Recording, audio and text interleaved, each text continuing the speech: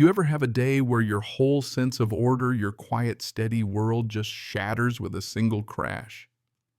Let me tell you about the night the HOA president's golden child demolished my mailbox and how that wreck turned into a battle for the soul of Birch Ridge Meadows, ending with a public twist nobody saw coming, not even Queen Karen herself. Picture this.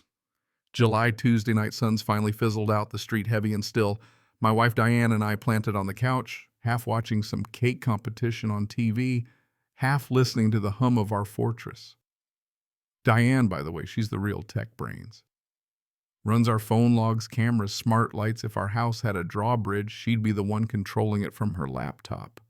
And right out front, my pride and joy, the brick mailbox I built with my own hands, every joint perfect, brass numbers shining in the summer dusk.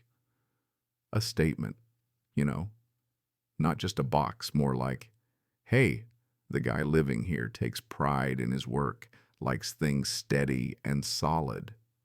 That's me. So when the crunch comes, a metal-on-brick scream that makes my teeth itch, we both freeze, TV muted, we're wide-eyed hearts pounding knowing that wasn't a garbage truck. I slide to the window. Under the streetlight, my mailbox is now a pile of sad rubble. In its place, a pearl-white Lexus nose buried in bricks, steam hissing out like the thing's trying to cook itself alive. I say, well, someone's having a worse night than us. Diane's already pulling up the cameras, cool as ice. Or they're about to be, she goes, not even blinking. That's why I love her, no panic, just process. I step outside, slippers crunching on the gravel, and the driver's door creaks open. Out stumbles Tyler Fulmer. Of course it's Tyler, son of Karen Fulmer, our very own HOA president/dictator. Kid's barely 18, backward cap designer shirt, arrogance coming off him in waves. No booze, just fear and a little coolant. The look on his face when he recognizes me, priceless panic, then arrogance, as if his mom's title protects him from physics and consequences. Hey, he calls, voice cracking your mailbox, just jumped out of nowhere. I just stare, let the silence work for me. He gets bolder. Seriously, it's a hazard, shouldn't have it so close to the road. He even kicks a brick like it's the mailbox's fault. I walk down slow and steady stop, 10 feet from him.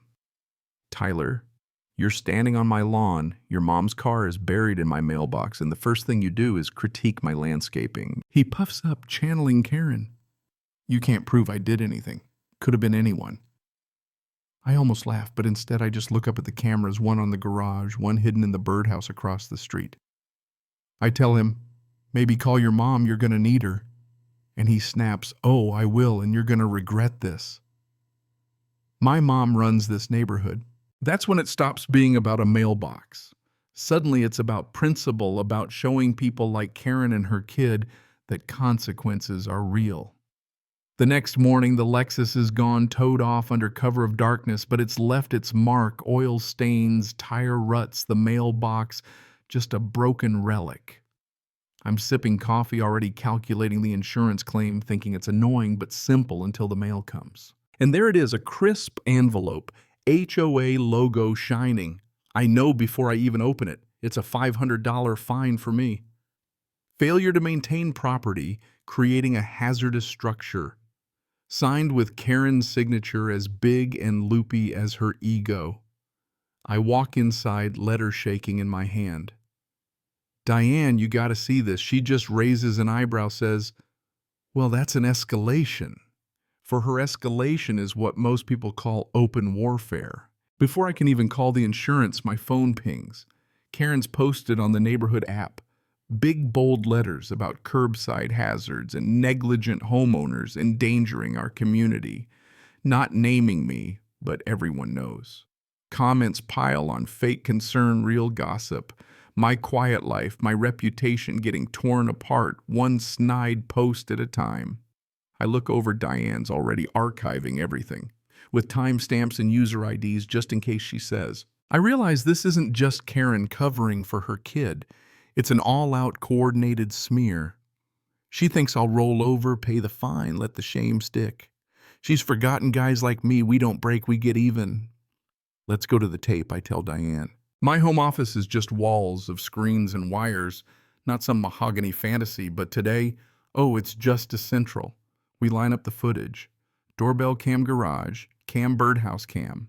Exhibit A, crash and timeline. Exhibit B, Tyler getting out cocky and kicking my mailbox.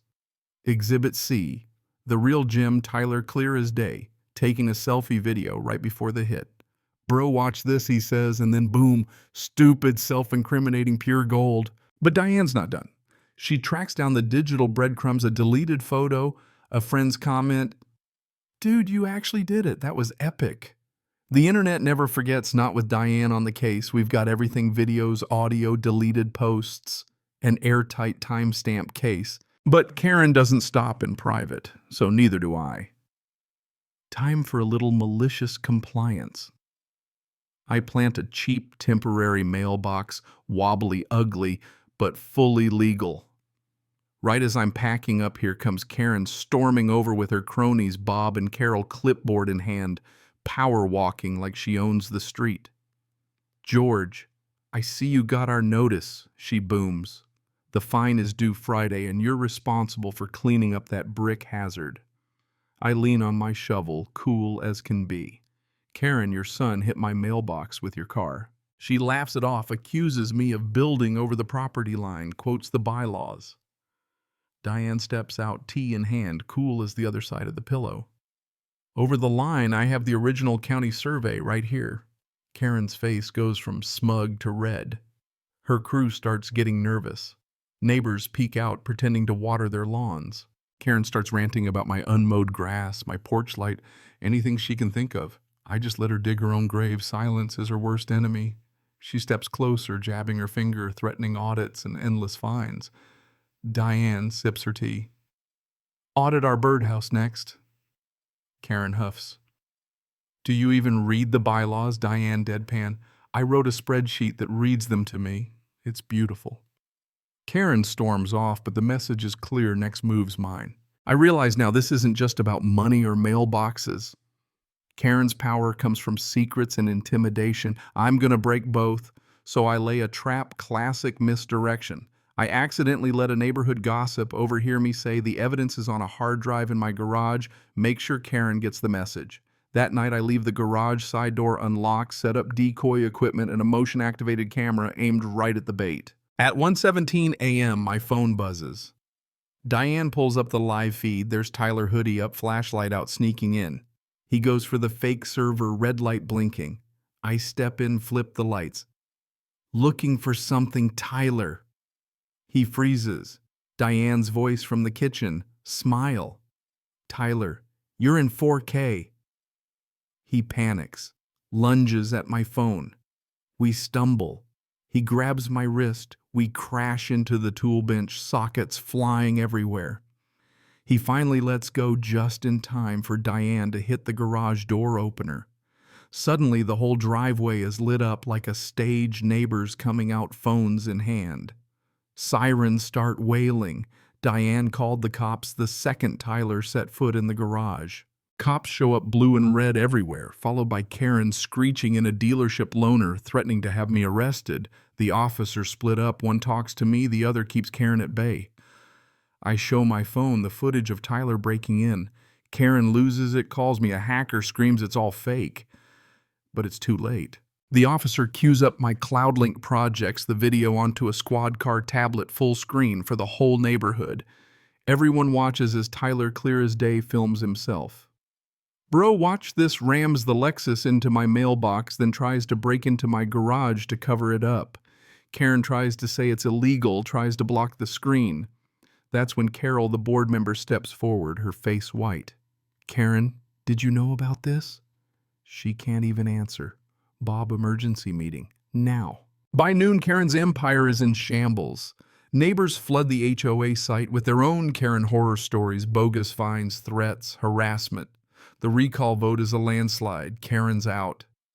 My $500 fine, dropped with a formal apology.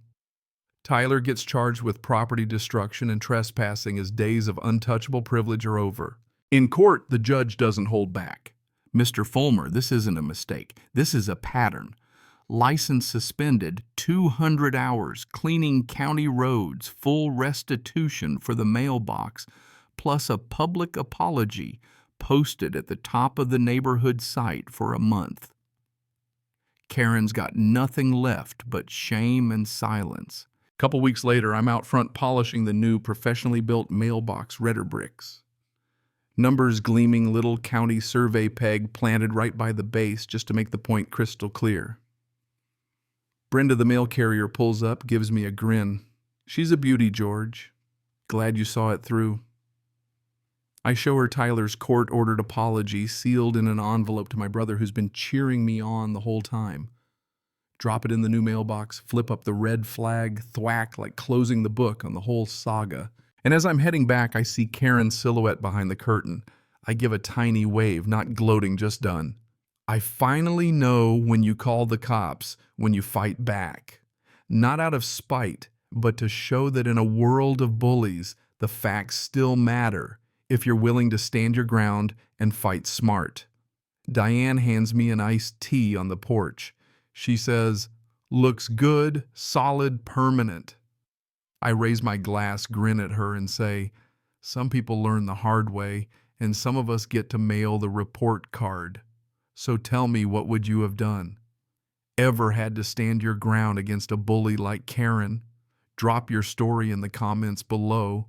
Let's talk justice, pettiness, and the one time you refused to back down.